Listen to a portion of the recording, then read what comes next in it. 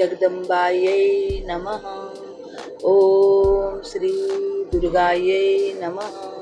ओम श्री लक्ष्म्यै नमः। श्री सरस्वती नमः। आदरणीय भक्तजनों, सादर प्रणाम।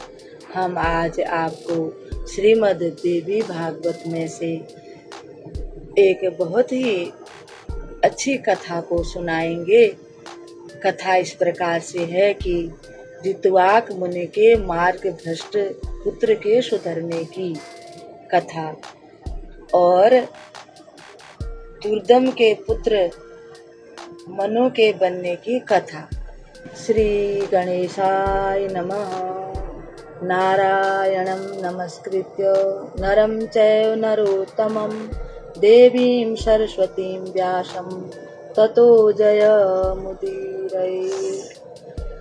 भक्तजनों, एक समय की बात है जब अगस्त मुनि स्कंद यानी कि कार्तिकेय जी के आश्रम में जा करके उनसे श्रीमद् देवी भागवत की कथा सुनने की इच्छा प्रकट करते हैं। तब श्री कार्तिकेय जी उनको समझाते हुए कहते हैं कि देवी भागवत पुराण की महिमा से संबंधित एक बहुत ही सुंदर कथा मैं आपको सुनाता हूँ।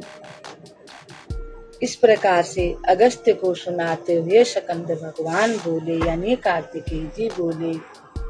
स्कंद उवाच मित्रावरण संभूत मुने शृणु कथामिमाम् यत्र देश महिमा प्रोक्तो भागवतस्य तु वर्णते धर्म विस्तारो गायत्री मधिकृत्य च गायत्र्या महिमा यत्र तद भगवतमीष्यते तद भागवतमीष्यते। इस प्रकार से जब वे कहने लगे तो अगस्त्य मुनि बड़े प्रसन्न होकर के कथा श्रवण करने लगे। सूत जी वर्णन करते हैं कि कथा सुनने के लिए अगस्त्य जी और उनके शिष्य बड़े आदर पूर्वक श्री कार्तिकेय जी के पास बैठ गए। कार्तिकेय जी कहने लगे, मित्रावरुण से प्रकट होने वाले मुने, अब यह कथा कहता हूँ, सुनो। जिसके एक अंश में भगवती की महिमा कही गई हो, धर्म का बहुत अच्छी प्रकार से वर्णन किया गया हो, उसमें गायत्री का भी प्रसंग हो और उसी को भगवती जगदम्बिका से इस कथा का संबंध है, अतः इसे देवी भागवत कहते हैं।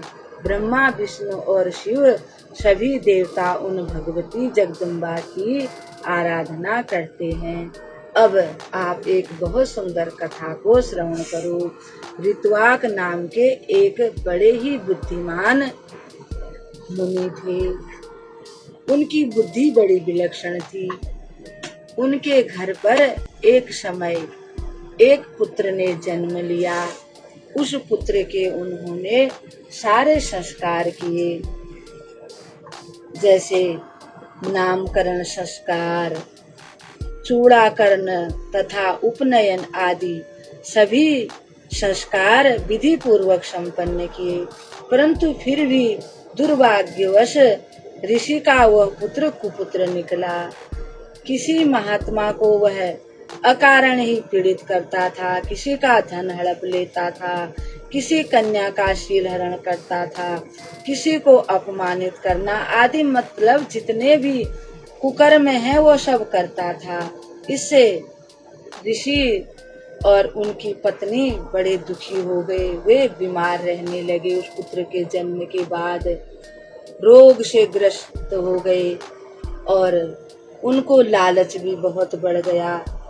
अब ऋषि सोचने लगे, ये सब इस पुत्र के होने से ही हो रहा है।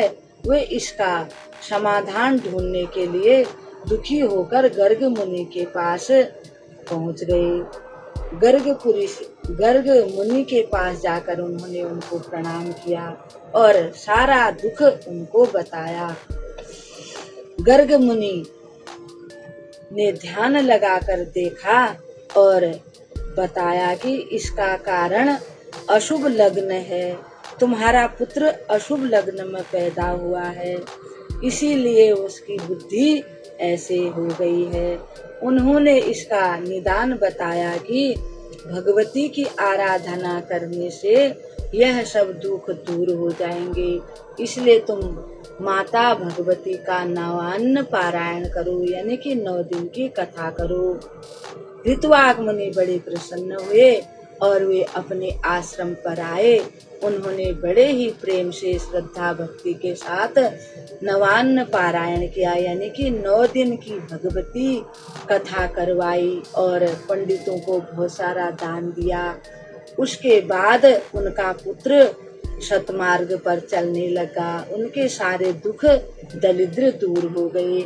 इस प्रकार से श्री शकंद जी ने अगस्त्य मुनि को समझाते हुए कहा है कि देवी की कथा करने सुनने से मनुष्यों के सभी पाप कट जाते हैं, सभी दुख दूर हो जाते हैं।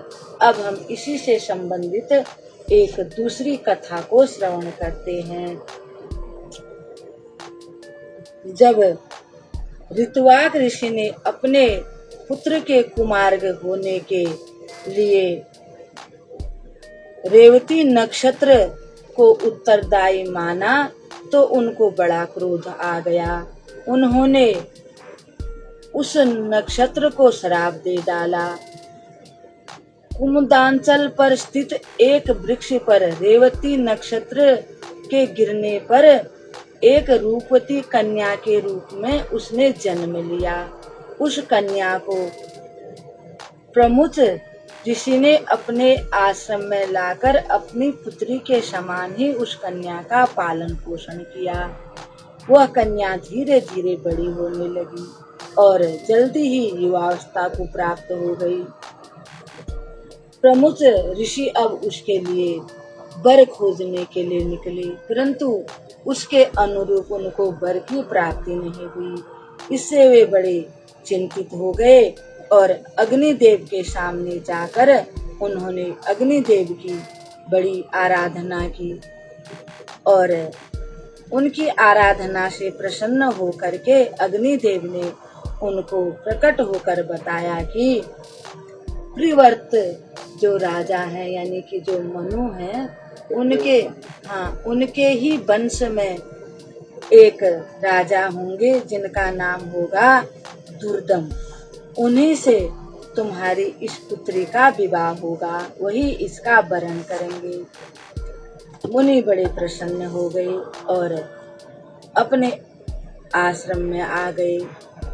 तब उसी समय उन्होंने देखा कि दुर्दम नाम के जो राजा हैं वो आखेट खेलने के लिए, यानी आखेट करने के लिए निकले हुए थे और घूमते घूमते वे प्रमुच मुनि के आश्रम पर आ पहुँचे। मुनि प्रमुच ने राजा दुर्दम से बड़ा स्वागत सत्कार किया, यानी कि मुनि ने उनका बड़ा आदर सत्कार किया और अग्निदेव की बताई हुई सारी बात बताई और अग्निदेव के आशीर्वाद से, आज्ञा से वे अपनी पुत्री के विवाह की तैयारी करने लगे। जब वे विवाह की तैयारी करने लगे तो रेवती यानी उनकी पुत्री को मालूम पड़ गया कि अब मेरे पिताश्री मेरा विवाह करने वाले हैं। तब उन्होंने अपने पिताश्री से कहा कि हे पिताश्री, आप मेरा विवाह रेवती नक्षत्र में ही कीजिए।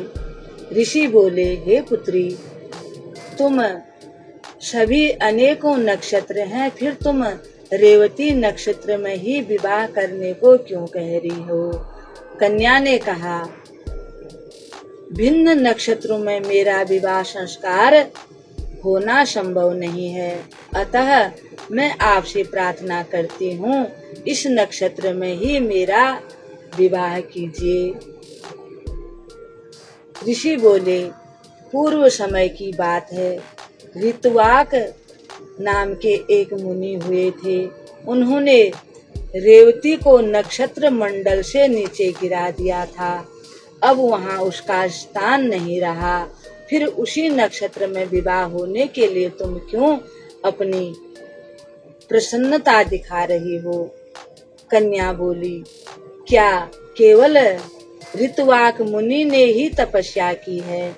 मन, वाणी अथवा कर्म से ऐसी तपस्या करने की क्या आप में योग्यता नहीं है? हे पिताश्री, आप तो जगत की रचना करने में भी समर्थ हैं। मैं आपका तपोबल अच्छी प्रकार से जानती हूँ। अतः आप रेवती को नक्षत्र मंडल में पुनः स्थापित करके उसी नक्षत्र में मेरा विवाह कीजिए। ऋषि बोले, हे पुत्री, तुम्हारा कल्याण हो। तुम जैसा कहती हो मैं वैसा ही करूँगा। मैं तुम्हारे लिए आज ही रेवती नक्षत्र को सोम मार्ग में स्थित करके उसी में तुम्हारा विवाह संस्कार संपन्न करूँगा। शकंद जी आगे कहते हैं, हे अगस्त्य जी, इस प्रकार कहकर मुनि ने अपनी तपस्या के प्रभाव से उसी समय रेवती को नक्षत्र मंडल में पूर्ववत स्थापित कर दिया। फिर उसी नक्षत्र में उस कन्या का विवाह दुर्दम के साथ कर दिया। जब विवाह संपन्न हो गया तब मुनि ने राजा से कहा, हे वीरवर, तुम्हें क्या पाने की इच्छा है, कहो, उसे मैं पूर्ण करने को उतावला हो रहा हूँ। यानी कि कन्यादान में जो धन इत्यादि दिया जाता है उसके विषय में मुनि ने उनसे पूछा, परंतु मुनि तो सर्वसमर्थ हैं। वे सब कुछ वरदान के रूप में उन्हें देना चाहते हैं। राजा बोले, मुनिवर, मैं स्वयंभू मनु का वंशज हूँ। आपकी कृपा से मुझे मनवंतर का अधिष्ठाता पुत्र प्राप्त हो, यही अभिलाषा है। मुनि ने कहा, राजन, यदि तुम्हारी ऐसी इच्छा है तो भगवती जगदम्बा की आराधना करो, तब मनवंतर का स्वामी पुत्र तुम्हें अवश्य प्राप्त होगा। श्रीमद् देवी भागवत 5वां पुराण है और इसकी कथा सुनने से, करवाने से सभी प्रकार की मनोकामना पूर्ण हो जाती हैं। और इस प्रकार से मुनि ने जब उन्हें आशीर्वाद दिया और राजा अपनी पत्नी को साथ लेकर अपने नगर को चले आए और पितामह की राजगद्दी पर बैठकर बड़े प्रेम से धर्म पूर्वक राज्य चलाने लगे। और एक दिन उनके वहां पर महात्मा लोमश जी पधारे। राजा ने प्रणाम करके उनका स्वागत सत्कार किया और हाथ जोड़कर उनसे कहने लगे। राजा ने कहा, हे मुनि, आप सर्व समर्थ हैं, मुझे पुत्र पाने की इच्छा है, अतः आप श्रीमद् देवी भागवत नामक पुराण सुनाने की कृपा कीजिए। राजा की बात सुनकर लोमश जी को बड़ा आनंद हुआ। उन्होंने कहा, ऐसा क्यों न हो, आप प्रियव्रत के वंशज हैं, मैं अवश्य आपको भगवती की कथा सुनाऊंगा, आप उसके लिए तैयारी कीजिए। राजा ने सारी तैयारी की। श्री लोमश जी को व्यास बनाया गया और सभी ब्राह्मणों को बुलाया गया, सभी को निमंत्रण दिया गया। कथा की सारी तैयारियां होने लगी। अब लोमश जी शुभ मुहूर्त में कथा आरंभ कर दी। राजा दुर्दम सपत्नीक बैठकर विधि पूर्वक कथा सुनने लगे। नवान्न मंत्र से हवन किया गया। कुमारी कन्या जिमाई गई। वे सपत्नीक ब्राह्मण भोजन में सम्मिलित हुए और सबको दक्षिणा देकर संतुष्ट किया। कुछ समय व्यतीत होने पर भगवती की कृपा से रानी के लोक का कल्याण करने वाला गर्भ रह गया। गर्भ की अवधि पूर्ण होने पर ग्रहों के उत्तम योग में रानी ने एक पुत्र को जन्म दिया और सारे उस समय मंगल ही मंगल था। सब शुभ मुहूर्त थे, सब राशियां सही जगह पर थी। पुत्र का जन्म सुनकर राजा बड़े प्रसन्न हुए। उन्होंने बहुत सारा दान दिया और राजा ने धीरे धीरे उस पुत्र का पालन पोषण किया और जब वे बड़े हो गए तो श्री ब्रह्मा जी ने उस पुत्र को राज्य सिंहासन पर बिठा दिया और फिर ब्रह्मा जी ने श्री भगवती के आदेश से उस बालक को युवा होने पर उसे रैवत मनु के रूप में 5वें मनवंतर का अधिपति बनाया। अगस्त मुनि स्कंद जी के मुख से श्रीमद देवी भागवत पुराण से नवान्न पारायण और देवी पूजन के महत्व को सुनकर कृतकृत्य हो गए। वे स्कंद जी को प्रणाम करके अपने आश्रम को लौट गए। इस प्रकार से इस कथा को हम यहाँ पर विराम देते हैं।